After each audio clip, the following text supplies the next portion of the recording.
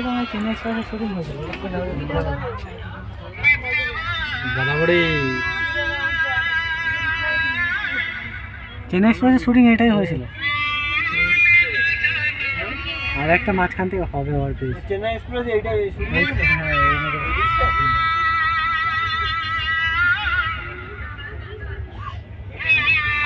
এখন বর্ষা বলে জল বছর বছর করছে বড় বললে জল এত থাকে না এত জল থাকে না আমরা যখন গেলাম শুকনো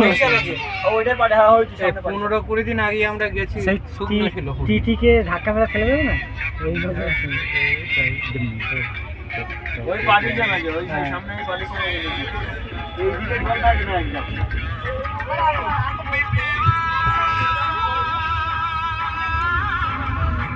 চেন্নাই এক্সপ্রেস লে